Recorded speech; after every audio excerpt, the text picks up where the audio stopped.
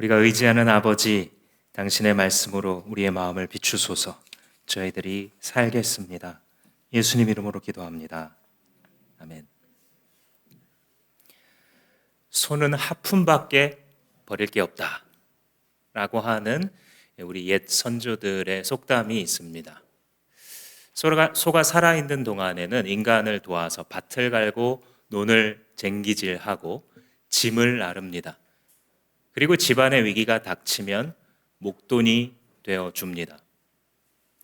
죽고 나서는 맛있는 고기도 주지만 내장까지 꼬리까지 다 주고 뿔은 공예품을 만들 수 있는 데 쓰이고 가죽은 옷과 신발과 가구 등을 만드는 데 쓰여집니다.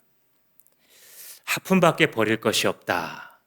이 말은 쓸모없는 구석이 하나도 없는 이 소를 바라보는 주인의 마음에 있는 단단한 신뢰에 대해서 이야기를 해 주는 것입니다. 모든 부분이 쓰임이 있는, 그래서 살아도 죽어도 주인에게 이익이 되는 그 소의 존재, 그것은 신자의 영광과 닮아 있습니다. 우리의 소원이 무엇이겠습니까? 예수 그리스도를 만나고 그가 우리에게 베푸신 고귀한 사랑이 어떤 것인지 우리가 인격과 인격으로 깨닫게 되었을 때에 우리의 영혼은 깊숙한 곳에서 외치게 됩니다. 하나님, 나의 삶의 어떤 부분도 주님께 쓸모없는 것이 없게 하소서. 이 구절을 일컬어 오늘 성경에서는 우리가 살아도 죽어도 주님의 것입니다 라고 하는 위대한 선언으로 말해 주고 있습니다. 지난주에 우리가 14장을 한번 살폈었는데 음식 문제로 서로 싸운다 그랬죠. 교회 안에서.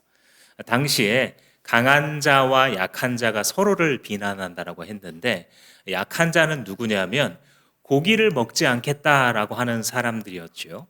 왜 안 먹느냐면 유대인의 풍습으로 자라오다 보면 먹을 고기, 안 먹을 고기가 정해져 있는 데다가 이방인들은 핏째 고기를 먹기도 하고, 그리고 이것을 우상제사에 바쳤을 수도 있기 때문에 주로 유대인인 이 약한 자들은 고기를 아예 먹지 않는 것이 신앙의 깨끗한 모습이다라고 생각을 하고 있었습니다.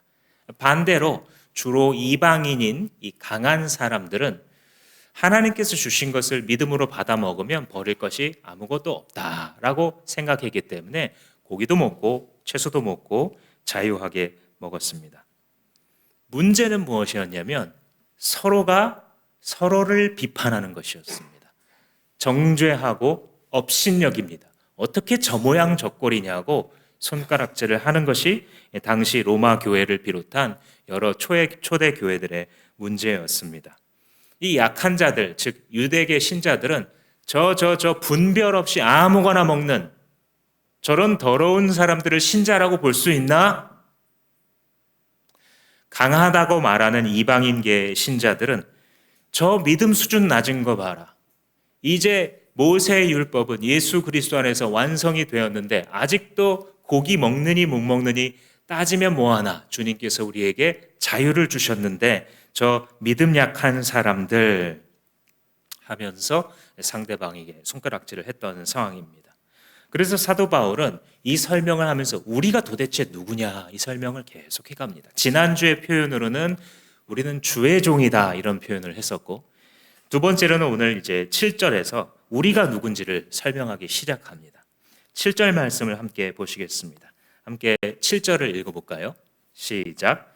우리 가운데는 자기만을 위하여 사는 사람도 없고 또 자기만을 위하여 죽는 사람도 없습니다. 없어야 합니다 이렇게 말하지 않고 없습니다 하고 단정합니다. 즉 지금 결심에 대해서 얘기하고 있는 것이 아니라 존재에 대해서 얘기하고 있는 중입니다. 우리가 누구냐? 신자가 누구냐? 우리가 아닌, 즉 그리스도를 주로 모신 사람들이 아니라고 한다면 자기를 위해서 사는 것이 너무나 당연하죠. 이기적인 유전자, 우리가 의식작용을 하기 전부터도 과학자들이 봤을 때는 당연하게 자기를 원하는 쪽으로 끌리게 되어 있다라는 것이 인간에게 너무나 당연한 건데 그리스도인은 더 이상 그런 존재가 아니라는 겁니다. 자기를 위해서 살 때 행복할 수 없는 존재. 이전에는 자기를 위해서 살고 결국은 자기의 뜻이 성취되어야 기쁜 것이 인간이었는데 이제는 완전히 바뀐 존재가 되었다. 이것이 성경의 가르침입니다. 그리스도의 피로 구속된 우리라는 것이 이 단어에 담겨 있습니다. 대한민국 축구팀을 월드컵 4강에 올려놨던 거스 히딩크 감독이 대한민국 축구 대표팀의 여러 가지 문화를 바꿔놨다 그러죠. 근데 그 중에 하나가 식사 시간이랍니다. 보통 이제 선수들은 자기들도 유명하고 인기 있는 선수고 연봉도 있기 때문에 뭐 식사 시간에 당연히 자유롭게 먹고 먼저 먹은 사람 먼저 나가고 더 먹을 사람 먹고 이런 분위기였는데 히딩크 감독이 식사 시간은 더 이상 개인 시간이 아니다. 그렇기 때문에 다른 사람 먹을 때 같이 먹고 자기가 먼저 먹었어도 그 사람 먹을 때까지 기다려라. 무엇을 원한 겁니까? 식사 시간 동안 대화하고 감정의 교류가 일어나고 한 마음 한 팀이 되어가라는 뜻이죠. 너는 더 이상 개인 축구 선수가 아니라 대한민국 대표 마크를 달고 살아가는 대한민국을 위한 선수다라는 이 스피릿을 히딩크 감독이 선수들에게 굉장히 많이 심어줬고 이것은 아주 주요했다라는 것이 이제 우리가 다 알고 있는 사실이죠. 신자가 누구인가? 예수를 위해 사는 사람들입니다. 신자는 더 이상 자기 성공을 위해서 사는 사람들이 아닙니다. 그렇게 살려면 살아보십시오. 어디 자기가 예수 믿었는데 나를 위해서 살려면 어디 살아보십시오. 행복해지나? 자신의 삶의 문제가 그렇게 해결되나? 어디 한번 가보십시오. 그러나 여러분들 가운데에 예수 그리스도로 거듭난 사람들은 이 말씀이 의미한 바가 무엇인지 성령께서 직관적으로 여러분들에게 가르치실 것입니다. 자기를 위해서 산다라고 하는 것은 목적이 자기예요. 이 길을 걸어가는 끝에 자기가 서 있습니다. 그 길은 신기루와 같은 길입니다. 오늘 이 부분을 번역할 때에 자기만을 위해서 사는 사람도 없고 자기만을 위하여 죽는 사람도 없다. 이렇게 이제 번역을 하고 있는데 사실 요것보다는 이전 성경의 번역이 더 좋습니다. 이전 성경이 원어를 반영한 번역입니다. 이전 성경에는 단순하게 자기를 이렇게 되어 있습니다. 자기만을이 아니고 자기를 위하여 사는 자가 없고 자기를 위하여 죽는 자가 없다라는 겁니다. 왜 이 설명을 제가 굳이 하냐면 자기만을 위해서 살지 않는다. 그러면 우리 어법에 자기를 위해서도 물론 사는데 주님을 위해서도 살아봐. 이런 뉘앙스가 딱 들어가죠. 그죠? 근데 사도 바울이 원한 건 그게 아니에요. 더 이상 자기를 위해 살지 않는 사람이 신자다. 이걸 가르치고 싶은 겁니다. 너희들 가운데 왜 이런 문제가 있는지 아니? 너희들의 공동체가, 너희들의 목장이, 너희들의 가정이 왜 그렇게 계속 분란에 휩싸이는지 아니? 자기를 위해 살기 때문이야. 너가 걸어가는 그 길의 끝의 목적은 자기가 서 있기 때문이야. 가르쳐 주는 것이죠. 그러면 이제 그리스도인들은 어떤 사람이냐? 8절 말씀에 우리는 살아도 주님을 위하여 살고 죽어도 주님을 위하여 죽습니다. 그러니까 자기 목적을 위해서 더 이상 살지 않는 사람, 이게 신자의 정의예요. 예수라는 목적을 위해서 사는 사람, 이게 신자가 누군가를 말해주는 단어입니다. 아무리 고상한 목표라도 이전에 자기가 생각해봤던 세상에서 아무리 반짝반짝한 목적지라 할지라도 그 목적지가 끊어졌어요. 이 사람의 목적지는 이제 예수 그리스도입니다. 이 사람의 목적지는 이제 아들 하나님과 아버지 하나님의 영광이에요. 그것이면 족하고 그것이면 충만한 것이 신자이기 때문에 신자에게서는 이것이 나타나야 돼요. 더 이상 자기 의지를 주장하지 않아요. 자기의 이해관계를 위해서 살려고 하지 않아요. 자기의 성향을 만족시키려고 살면 불행해져요. 이게 신자의 법칙입니다. 이전에는 살아가면서 자기 성향 늘 따지지 않습니까? 그렇죠? 일도 자기 성향, 사람도 자기 성향, 먹는 것도 입는 것도 사는 것도 자기 성향 따지면서 사는 사람들이었어요, 우리가. 그게 딱히 나쁘다고도 생각하지 않았습니다. 그런데 성령께서 들어오시면 이런 모든 것들이 쌓이고 쌓여 내가 정말 무엇을 위해 사는 건지 삶의 의미를 잃어버리죠. 주님께서 들어오셔서 삶의 의미를 밝혀주십니다. 너가 지어진 것은 하나님의 영광을 위한 거야. 네가 구원받은 것은 더 이상 이제 너에 관한 것이 아니야. It's not about you. 너의 인생은 너와 관련된 스토리가 이제 아니야. 너의 인생은 그리스도 안에서 구속받은 그리스도가 너를 통해 어떤 영광을 받으셨는지, 그가 너의 모든 삶의 어두운 구석구석마다 어떤 은혜의 강물들을 흘려 보내주셨는지에 관한 이야기가 될 거야. 이게 바로 신자의 신분입니다. 목자가 되신 분들은 아마 이 말씀을 많이 이해하실 텐데 저도 그랬습니다. 내 성향이 있고 내가 좋아하는 스타일의 사람들이 있고 이런 사람들이 대화가 잘 통하고 또 이 정도의 수준이 되는 사람들과 같이 일하고 싶고 내 마음을 알아주고 따라줄 수 있는 사람들과 함께 동역하고 싶고. 여러분, 우리 목자님들 그러면 목장이 됩니까? 안 돼요. 그러면 목회가 안 돼요. 나랑 전혀 다른 사람인데 들어줘야 돼요. 전혀 다른 성향의 어떤 말을 해서 들어주는 것도 힘든데 인내해 줘야 돼요. 그래야 목회가 돼요. 그래야 목장이 돼요. 그래야 교회가 돼요. 그래야 하나님 나라가 되는 것입니다. 신자는 그런 사람이에요. 더 이상 자기 목적과 자기 성향을 추구하는 사람이 아니고 예수 그리스도의 영광과 그의 꿈을 향해서 살아가는 존재로 주님이 우리를 바꿔 놓으셨습니다. 그리고 이 새로운 삶에는 하나의 질서가 생겨나는데 그것은 주님과 우리 간의 주종 관계예요. 신자는 살아있든지 죽어있든지 항상 자기의 사랑의 왕 되시는 예수의 지배를 받게 되어 있습니다. 이 지배에서 벗어나는 순간 길을 잃은 것처럼 느껴집니다. 아무것도 제대로 안 됩니다. 자기의 이익과 즐거움을 위해서 살아갔었는데 이제는 자기의 유익이 아닌 그리스도의 기쁨과 그의 꿈을 위해서 살아가기 때문에 살 때에도 고민이 이제 생겨요. 이전에 그냥 막 하던 것들. 우리 간증자가 말씀해 주신 것처럼 이전에는 뭐 잘못하는 거겠습니까? 미국에서 들어온 뭐 그런 할로윈이라는 문화를, 그죠? 그러나 이제 주님께서 깨닫게 하시면 자기의 성향, 자기가 좋을 거라고 자기 자식에게나 스스로에게 좋을 거라고 생각했던 모든 것들의 정의가 다 뒤바뀌죠. 내가 무엇을 위해서 살아야 하는가? 내가 우리 가정을 어떤 방향으로 이끌어야 하는가?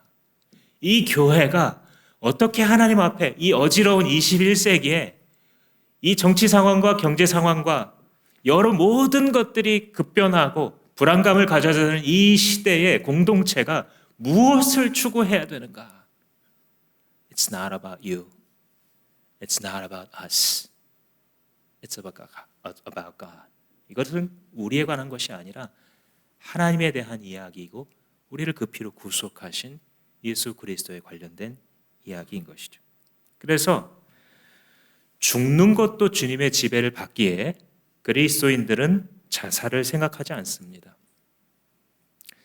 살아갈 때에도 주님의 목적을 따라 살았고 죽는 순간에도 주님의 지배와 주님의 목적 하에 있기 때문에 자기가 목적이어서 자기의 목적대로 살아가다가 자기의 목적이 상실되면 목숨을 끊는 이 행위를 생각하지 않는다는 말입니다. 그것이 구원받은 증거이죠.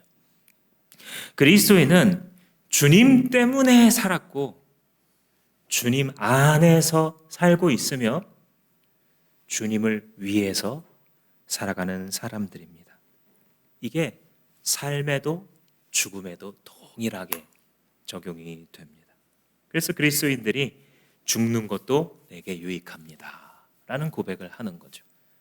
이 고백을 성경에 먼저 적었던 사도 바울은 내가 이 세상에 살고 있다라고 한다면 그건 그리스도 때문이고 내가 죽는다고 하여도 그것은 그리스도와 함께 있기 때문에 더욱더 좋은 것이다.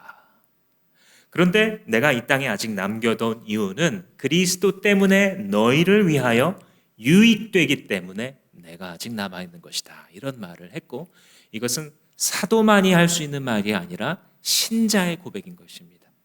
내가 사는 것은 나를 위해서가 아니라 그리스도 때문에 유익하다. 내가 죽는 것은 그리스도와 함께 하기 때문에 더할 나위 없이 유익하다. 세상이 이런 사람 어떻게 감당하겠습니까? 마귀가 이런 사람 어떻게 시험하겠습니까? 그리스도의 지배하에 사나 죽으나 감사할 수 있는 사람, 사나 죽으나 내가 예수님 위해서 살고 예수님 위해서 죽겠다고 하는 사람, 그의 삶을 그리스도가 전반을 다스리시니 그는 세상이 감당할 수 없는 사람입니다. 이게 신자가 결심하는 게 아니고요, 이게 신자의 상태를 얘기해 주는 거예요. 거듭난 신자의 본질이 이거예요. 더 이상 자기를 위해서 살고 자기를 위해서 죽어서는 의미를 찾을 수 없도록 영원히 변화된 사람, 그리스도의 피와 성령의 역사하심으로 주님의 다스리심을 영원히 받게 된 사람이 바로 그리스도인들이죠. 그래서 사도 바울도 이 로마서를 쓴 다음에 몇 년 안 있다가 순교하셨죠.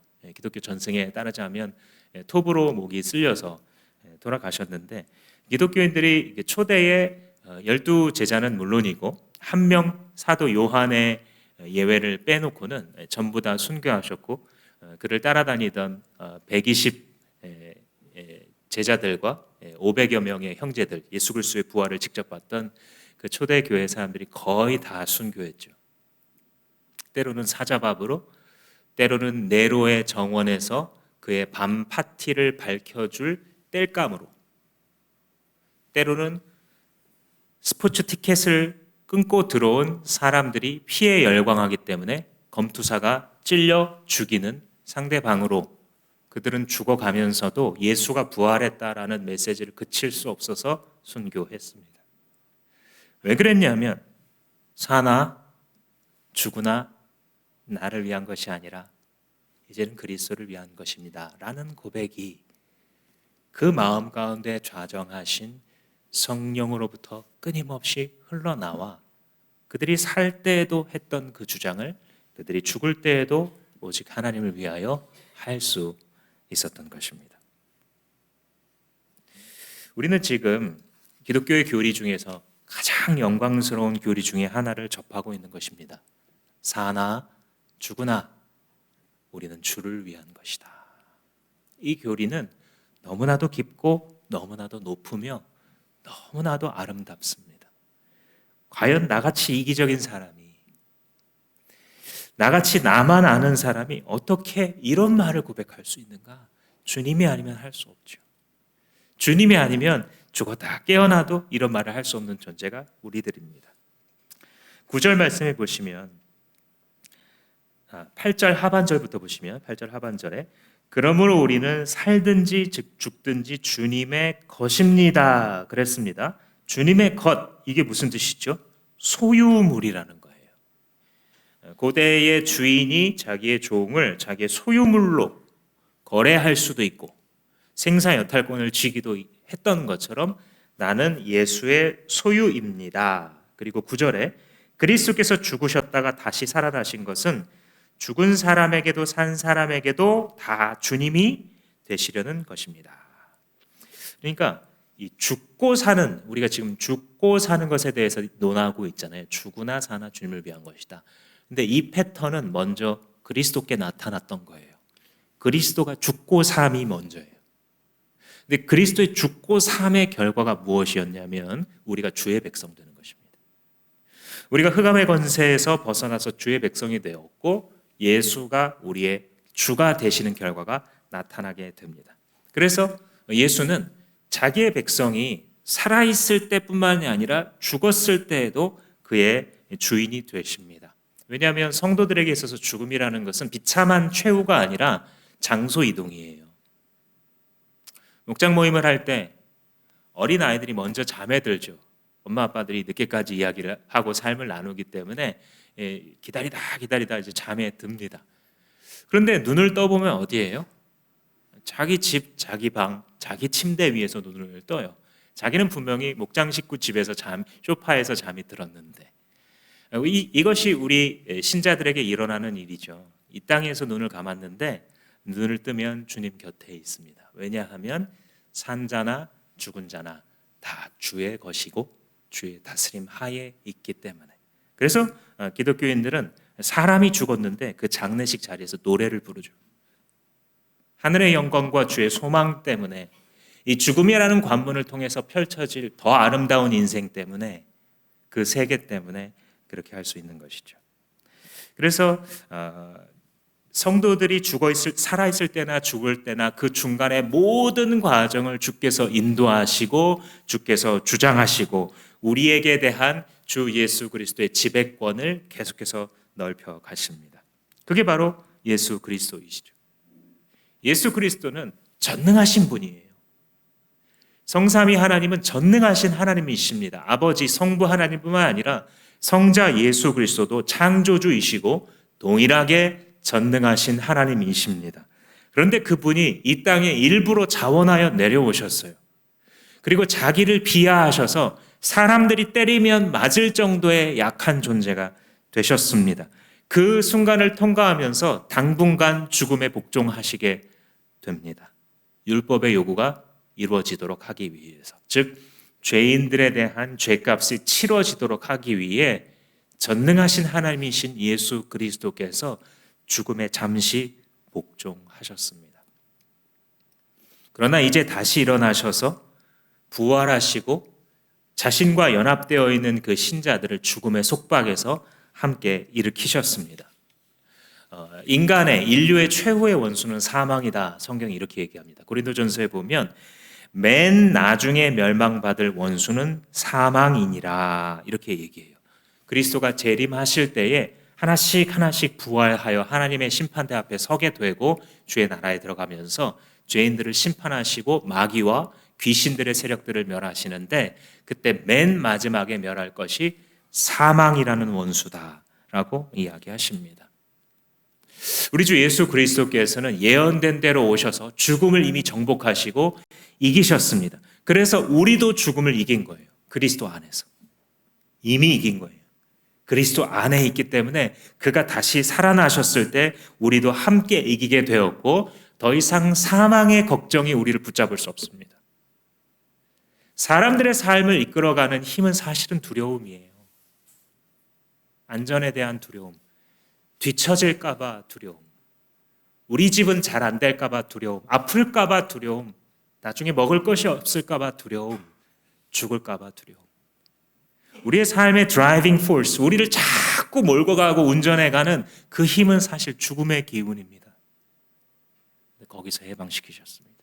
우리 주 예수 그리스도께서 이미 사망을 정복하셨고 마지막에 사망을 멸하실 것인데, 이 교회, 중간의 시대인 교회를 살아가는 우리들은 이 예수와 연합하면 연합할수록 이 죽음의 고통에서 자유케 되는 것입니다. 본래 걱정했던, 본래 두려워했었던 그 하나하나의 요소들을 다 주님 앞에 내려놓을 수 있게 돼요. 나중에는 죽음까지도, 나중에는 질병까지도 주님 앞에서 그 두려움을 내어놓을 수 있게 되는 것, 그게 신자의 영광입니다. 주님께서 산자와 죽은 자의 주가 되신 것은 죽음을 이기셨기 때문이고 또 한 가지는 마귀도 이기셨기 때문입니다. 성경에 보면 마귀를 공중 권세 잡은 자, 사망의 권세를 쥐고 있는 자 이렇게 이야기를 합니다. 그렇다고 해서 이 마귀가 모든 죽음을 가져다주는, 죽음을 통제하는 존재로 보면 안 됩니다. 죽음을 하나님께서 허용하실 때 그렇게 될 수 있는 겁니다. 그런데 왜 마귀를 사망의 권세를 잡은 자다 이렇게 얘기를 하냐면, 그 영향력을 행사해서 우리가 그의 속박하에, 그의 지배하에 계속 있는 거죠. 사망을 두려워하다가 죽는 순간까지 두려워하는 이런 존재로 만드는 것이 바로 사망 권세인데, 우리 주님께서는 그 사망의 권세를 짓밟으심으로 그리스도 안에 있는 모든 자들이 그것으로부터 벗어날 수 있게 해주셨죠. 그래서 예수 그리스도의 관계가 있는 사람, 그와의 주종 관계가 흔들리지 않는 사람들은 사나 죽으나 정복자 되시는 주님과 함께 걸어갈 수 있다, 평안할 수 있다. 그 말이 바로 이 뜻입니다. 산자와 죽은 자의 주님이 되시려고 주님이 죽으셨다라는 말의 뜻입니다. 이제 이것을 다시 그 로마 교회에 있었던 문제로 적용을 합니다. 10절에서 12절까지는 그걸 적용하는 거예요. 다투는 상황에다가 적용을 하는데 두 가지 이 적용점이 중요합니다. 하나는 우리는 다 형제들이다, 이렇게 적용을 하고 있어요. 다른 하나는 뭐냐면 재판장은 따로 있다, 이렇게 가르치고 있습니다. 먼저 이 형제들이다라는 거 하는 거는 지난 시간에는 종의 이미지를 이용했습니다. 그죠? 네가 비판하는 그 대상이 남의 종인데 네가 어떻게 비판할 수 있느냐. 여기서 남의 종은 누구의 종을 말합니까? 하나님의 종을 말한다 그랬죠. 그래서 주의 종을 네가 어떻게 함부로 비판할 수 있느냐라는 사실을 지난 시간에 봤습니다. 그래서 여러분들 주의 종을 욕하는 거 조심해야 된다 그랬죠. 두려운 일이라고 그랬습니다. 여기서 주의 종이라고 하면 어떤 전문 사역자만 말하는 것이 아니라 예수 그리스도 안에 거듭난 신자들, 그 사람들은 다 그리스도의 일꾼이요 주의 종이 된 사람들이기 때문에 주님을 경건하게 사랑하고 따르려고 하는 사람들을 비판하고 비난하는 거, 욕하는 거 두려워해야 된다. 이 말씀을 말씀드렸고 진심입니다. 때로 자기 삶에서 잘 풀리지 않는 일이 있거든 이 부분을 한번 점검하십시오. 주님을 사랑하고 경외하는 주의 종을 내가 업신여긴 적은 없는가? 그에게 함부로 한 적은 없는가? 거기서부터 실마리를 찾아가실 수 있길 바랍니다. 그래서 지난 시간에 1절에서 6절까지는 우리가 비판하는 대상은 다름 아닌 주의 종인데 어떻게 주의 종을 네가 비판할 수 있느냐? 그래서 교회 안에 있는 신자들 가운데 서로 비판할 권리가 없다는 걸 설명했다면 오늘 본문에서는 형제라는 이미지를 가지고 와요. 야, 너희들 그래봤자 형제 자매인데 서로 욕하는 거 그게 어울려? 같은 부모 모셨는데 같은 피를, 그리스도의 피를 받고 같이 하나님 아버지를 모셨는데 서로의 단점을 그렇게 재밌다고 얘기하는 거, 저 사람이 나한테 이렇게 못했다고 그걸 얘기하면서 돌아다니는 거 너한테 유익하겠어? 해롭겠어? 이 말이에요. 지금 형제 자매가 형제 자매를 욕해봤자 자기도 떨어지죠. 그죠? 재벌들이 형제지간에 다툼을 할 때에 그 다퉈서 그 사람에게 뭔가를 해악을 끼치면 그 사람만 아픕니까? 자기 위신도 땅에 떨어지는 거예요. 자기 가정 전체가 함께 해를 받는 것과 똑같은 원리입니다. 하나님께서 아들 예수 그리스도의 손에 백성을 맡기셨어요.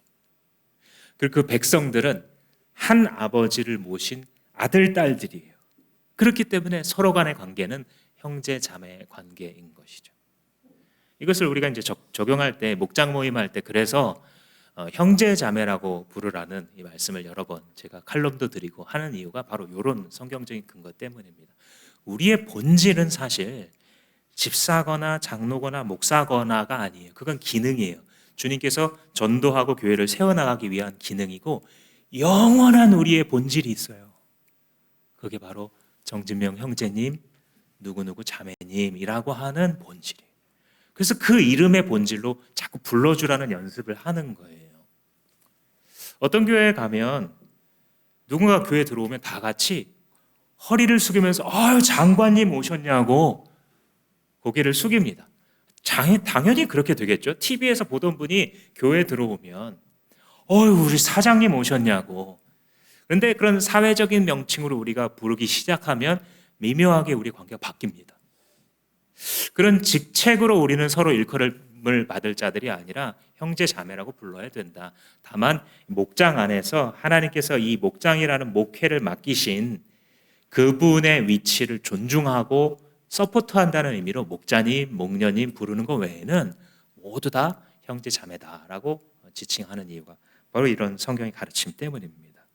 너희들은 한 형제 자매 되어서 그러면 그 안에서 어떻게 하는 게 어울리겠니? 주님이 자꾸 도전하세요. 주님은 우리한테 물어보시거든요. 사실 주님이 우리를 대하실 때는 마귀랑 좀 달라요. 마귀는 좀 비유컨대 머리끄댕이를 붙잡아서 물에 우리의 고개를 쳐박는 식으로 우리를 이끌어 갑니다. 너 이거 안 하면 죽을 거 아니야. 너 이걸 왜 참아? 네가 바보야? 이런 식으로 우리를 강압해서 간다고 한다면 하나님은 물어보세요, 우리한테. 진명아, 너 예수 믿었는데 계속 이걸 해도 괜찮겠니? 지난주에 야구를 사랑하는 한 집사님 이야기 말씀드렸죠.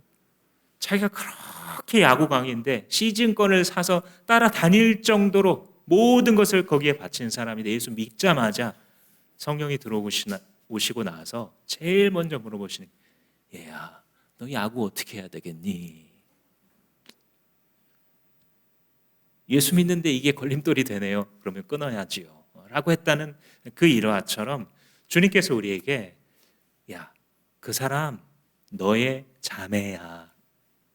어떻게 해야 되겠니? 물어보시는 겁니다. 그래서 9절과 10절이 이제 연결되는 건데 9절 뒷부분에 보시면 죽은 사람에게도 산 사람에게도 다 주님이 되시려는 겁니다. 이게 참 놀라운 말씀인데요. 예수 그리스도의 죽으심과 부활 있잖아요. 그거를 주님이 되시려고 그렇게 했다는 거예요. 누구에게? 내 옆에 있는 형제 자매에게. 이 형제 자매에게 주님이 되시려고 그들을 위해서 죽으시고 사셨다는 거예요. 그러면 이제 그걸 10절이랑 연결하자면 그런데 어떻게 당신이 그 형제를 비판할 수 있습니까? 이해가 되세요? 어떻게 연결되는 건지? 지금 이 사람은 주님께서 주님의 것을 삼으시려고 그를 위해서 죽으시고 그를 위해서 사셨는데 당신도 그 똑같은 은혜를 입어놓고 어떻게 이 사람을 비판합니까? 이 뜻이에요. 말 되죠. 너도 주님의 것인데 주님이 주님의 것 삼으시려고 피 흘려주신 이 사람을 어떻게 비판할 수 있냐는 거예요. 쉽게 말하자면 너의 친형제 자매를 비판하는 거 그거 너의 욕이야. 그거 너한테 해로운 거야. 너한테 수치스러운 거야. 주님의 피 흘리심의 은혜를 받은 사람이 주님의 피 흘리심의 은혜를 받은 또 다른 사람을 업신여기는 것이 그가 없었으면 좋겠다고 생각하는 것이 정말 합당하니? 주님은 우리에게 지금 묻고 계신 겁니다. 우리는 다 한 형제들이기 때문에 주님께 복종해야 되고 이것은 강한 자와 약한 자에게 동시에 다 적용이 돼야 돼요. 오늘날에도 이 로마서에서 말하는 믿음이 약한 자, 강한 자 이런 게 있거든요. 근데 보통 믿음이 약한 사람들이 보여주는 특징이 있어요. 그건 뭐냐면 다른 사람들을 판단하는 잘못을 더 자주 저지릅니다. 믿음이 약한 분들이. 그래서 누구는 어떻고 누구는 어떻고 이런 사람들 보면 여러분 딱 분별할 수 있어야 돼요. 그분의 영적인 상황을. 저도 이제 목회를 하다 보면 이런 상황에 놓이면 제일 무기력을 느낍니다. 이 사람이 이 사람을 그렇게 생각하고 있는데 해줄 수 있는 일이 없어요. 그래서 주님 앞에 탄식하면서 그냥 기도해요. 하나님, 이렇게 다른 사람을 판단하고 비난하고 있는 이 지체가 언제나 성장할까요? 주님 그 마음을 제발 만져주세요. 이렇게 기도해요. 근데 또 어떤 분들은요, 목사님, 그러면 잘못하는 사람들한테 입도 뻥긋도 하지 말아야 됩니까? 그러면 언제 그 사람은 바른 길을 배웁니까?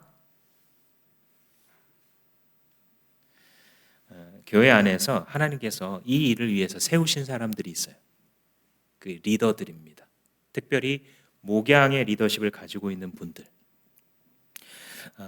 그래서 리더에게는 하나님이 어떤 책임을 주셨냐면 자기 자식을 기르는 마음으로 사랑도 베풀지만 그가 잘못된 길로 갈 때 하나님의 말씀 바깥으로 넘어져서 나아가서 넘어지려고 할 때 그를 붙잡아주고 말려주고 필요하다면 꾸짖기까지 할 책무를 리더들에게 허락하셨어요.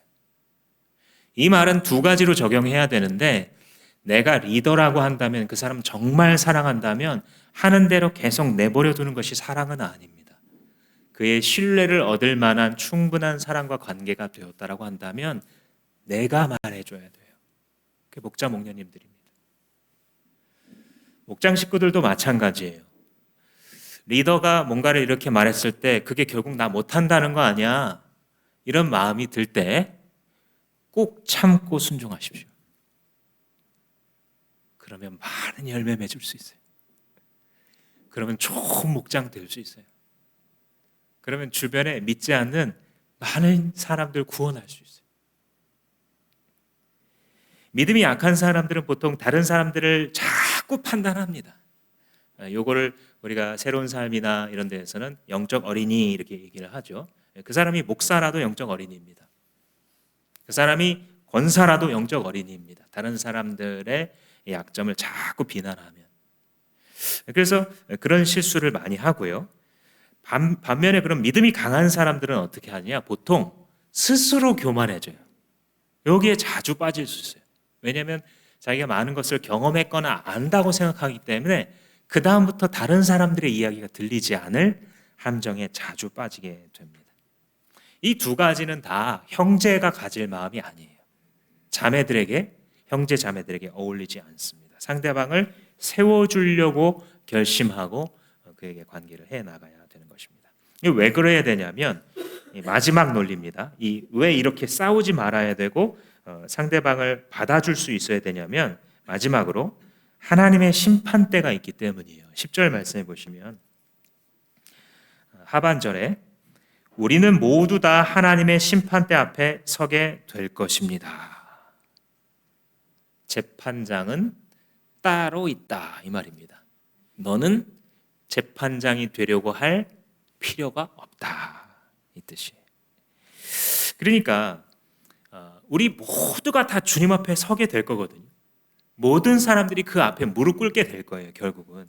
그래서 주님의 심판대 앞에 갔을 때에 모든 불평은 근거를 잃어버립니다. 아무도 주님의 심판과 판단 앞에 억울하다고 말할 수 없게 되고 그게 왜 공정한지도 직관적으로 다 알게 될 거예요. 그게 주님의 심판이거든요. 그러니까 우리도 주님의 심판대 앞에 서게 될 사람인데 내가 재판장 노릇을 한다는 것이 얼마나 괴상한 일이에요. 이 땅을 살아갈 때 내가 재판장 노릇을 한다는 것이 얼마나 우스꽝스러운 얘기입니까? 이 심판이 우주적이에요. 11절 말씀 보시면 성경에 이렇게 기록되어 있습니다. 주님께서 말씀하신다. 내가 살아있으니 모든 무릎이 내 앞에 꿇을 것이요 모든 입이 나 하나님을 찬양할 것이다. 모든 무릎이, 모든 입이 다 심판대 앞에 서게 될 것이다. 세상은 이 심판대 앞에서 천국과 지옥을 결정받습니다. 주님을 믿은 성도들은 이 심판이 구원과 관련된 것은 아니에요. 그들은 이미 심판을 그리스도의 은혜 안에서 통과한 사람들입니다. 남아있는 심판은 무엇이냐면 상급의 심판이에요. 어떤 신학자들은 이 현대주의의 무조건적 맹목적 평등 사상에 매몰되어서 성경을 잘못 해석하는 분들이 있어요. 천국 가서도 상급이 나뉘면 서로 열등감, 우월감인데 그게 천국이냐라는 어떤 논리로 예수님 말씀을 뒤집으려고 합니다. 저는 그 편에 절대 서고 싶지 않습니다. 세상에 자기가 학자 아니라 학자 하랍이라 할지라도 예수님의 지혜를 넘어설 수 없습니다. 예수님께서는 이렇게 말씀하세요. 너희들의 상급이 있을 것이라고. 그리고 그것을 심판하시는 하나님 앞에 서게 될 것이라고.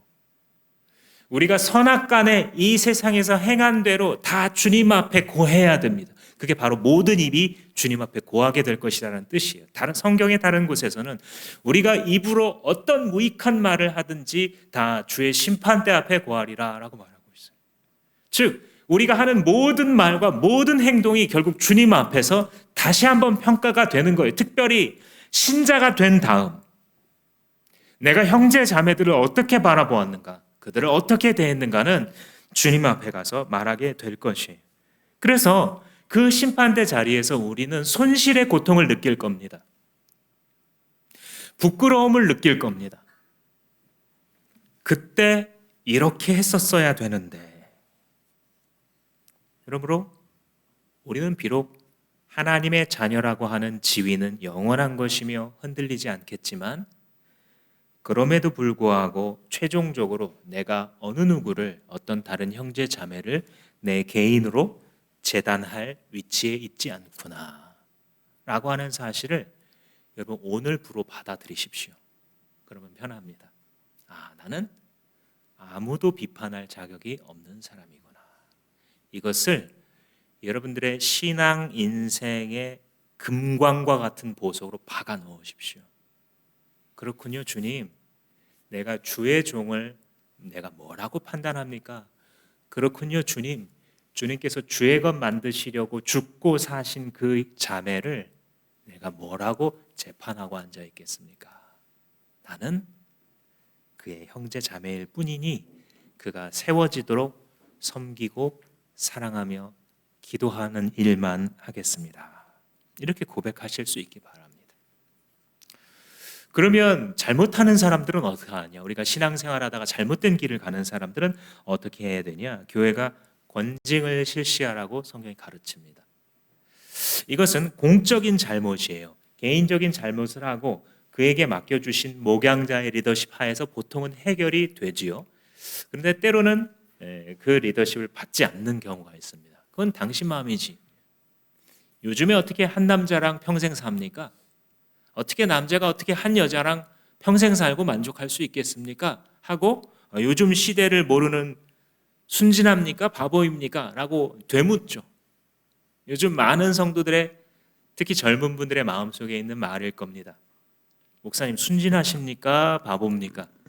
요즘 세상에 그런 결혼하기 전까지 성을 귀하게 여겼다가 결혼하고 나서 성관계를 갖는 그런 사람이 어디 있습니까? 요즘에 오피스 와이프가 없는 사람이 어디 있습니까? 요즘에 애인 없는 사람이 어디 있습니까? 세상을 모르십니까? 그렇게 말한다 할지라도 리더십을 가진 사람들이 성경에 주님께서 가르치신 가정이 무엇이고 결혼이 무엇이고 성이 무엇인지 가르쳐줘도 순종하지 않고 의도적으로 반항을 하게 되면 이것은 이제 공적인 문제가 된다고 마태복음이 가르치고 있죠.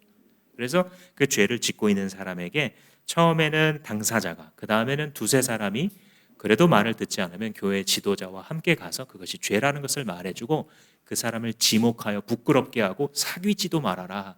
이렇게까지 예수님이 마태복음에서 이야기하셨습니다. 그 말은 무엇이냐면 이 사람을 살려야 된다는 거예요. 이 사람이 진짜 신자라고 한다면 이 권징의 과정에서 부끄럽고 부끄러워하고 잘못된 자신의 길을 고치게 될 거라는 거죠. 그래서 신약 성경에 보면 공적인 범죄를 행하고도 반항하고 이 교회의 가르침에 따르지 않는 사람들을 출교하거나 그들을 치리하는 장면들을 보여주고 있죠. 그것은 예수 그리스도께로부터 나온 것입니다. 교회의 순결을 지키기 위해서 그리스도의 신부로서 마지막 때까지 준비될 수 있는 공동체가 교회인데 그렇게 되게 할 수 있도록 죄가 있을 때 처리하는 방법을 가르쳐 주신 것입니다. 그러나 그 설명을 들었을지라도 개인과 개인을 대할 때에는 우리가 형제 자매인 것을 알아서 그 사람의 우위의 재판의 자리에 서지 않도록 주의해야 한다라는 사실은 변하지 않습니다. 여러분들과 저는 결국 다 심판대 앞에서 만날 것이고 여러분들과 저 가운데에 그리스도의 피로 씻음 받고 성령으로 거듭남을 받은 분들은 다 함께 주님 앞에 우리의 부족도 우리의 감사도 다 고하고 영원히 함께 살아갈 형제 자매들인 것입니다. 사랑하는 주마음교회 성도 여러분, 신자의 영광이 어디에 있다고 믿으십니까? 그 고기도 내장도 뿔도 가죽도 하품 외에는 버릴 것이 없다는 소처럼 우직하게 주님 내 인생에서 주님 위해 남김없이 쓰임받기를 원합니다 라는 고백을 할 수 있는 사람, 그 사람이 신자의 영광을 안 사람입니다. 기도하시겠습니다. 주님의 진리 앞에 아멘합니다. 이제 내가 살아도 주님 위해서 살고 이제 내가 죽어도 주님을 위해서 죽는 그런 신자 되기 원합니다. 참으로 사모하오니 주님 그렇게 살고 그렇게 죽게 하여 주십시오. 살아가는 동안 하나님께서 내 곁에 두신 형제 자매의 못난 모습을 보고 비판하지 않게 하시고 내 눈에 있는 들보를 먼저 보는 겸손을 허락하여 주시며 성령으로 말미암아 사랑이 흘러넘쳐 진심으로 그를 위하여 기도하며 축복하고 사랑함으로 마귀의 계계가 부서지는 많은 간증들이 이 공동체에서 나타나게 하여 주시옵소서. 예수님의 이름으로 기도합니다. 다 같이 일어나셔서 헌신의